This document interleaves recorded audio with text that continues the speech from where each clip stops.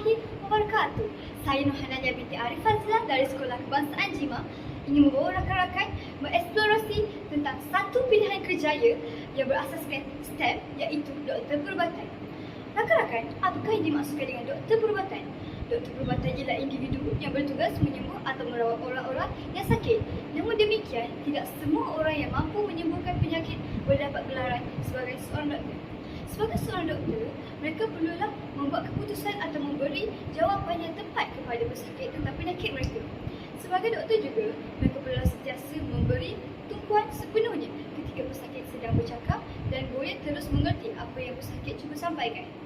Sebagai doktor perubatan juga, mereka perlulah mendapat tauliah daripada Majlis Perubatan Malaysia di samping sijil kedoktoran daripada mana-mana universiti yang diiktiraf oleh kerajaan. Rakan-rakan, apakah tahap kelulusan dan hala tuju Doktor Perubatan? Tahap kelulusan dan hala tuju Doktor Perubatan ialah: pertama, perlu memiliki sijil pelajaran Malaysia. Kedua, lulus dengan kepujian dalam bahasa Melayu di peringkat SPM. Ketiga, lulus matrikulasi KPM atau Asasi Sains atau tahun asas UTM dengan mendapatkan sekurang-kurangnya PNGK 2.0 atau lulus peperiksaan STPM dengan sekurang-kurangnya NGMP 2.0 dalam mata pelajaran Sains dan NGMP 2.0 dalam mata pelajaran dalam dua mata pelajaran lain. Yang keempat, mengambil Malaysian University English Test atau dikenali sebagai MUET. Rakan-rakan, apakah mata pelajaran utama SPM Doktor Perubatan? Mata pelajaran utama SPM Doktor Perubatan ialah: pertama, biologi; kedua, kimia; ketiga, fizik; dan keempat, matematik tambahan. Rakan-rakan, di manakah kita boleh menyambung pelajaran di Malaysia dalam bidang perubatan? Di Malaysia terdapat beberapa IPTA dan IPTS yang menawarkan pendidikan dalam bidang perubatan.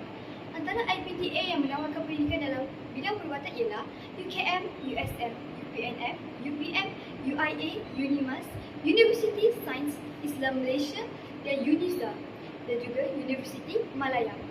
Di manakala IPTS yang menawarkan pendidikan dalam bidang perubatan ialah Lincoln University, UCSI University, Massa University, Taylor's University dan juga International Medical University Malaysia. Rakan-rakan, apakah latar belakang kerjaya Doktor Perubatan? Latar belakang kerjaya Doktor Perubatan ialah: pertama, memeriksa pesakit untuk menentukan keadaan penyakit dan menjalankan pemeriksaan perubatan dan membuat diagnosis. Kedua, menentukan ubat dan rawatan bagi penyakit, gangguan atau kecederaan yang telah didiagnosis. Ketiga, memberi rawatan, perubatan atau pembedahan khas bagi jenis-jenis penyakit, gangguan atau kecederaan yang tertentu. Keempat, memberi nasihat mengenai penyakit dan menggunakan kaedah dan rawatan ubat pencegahan.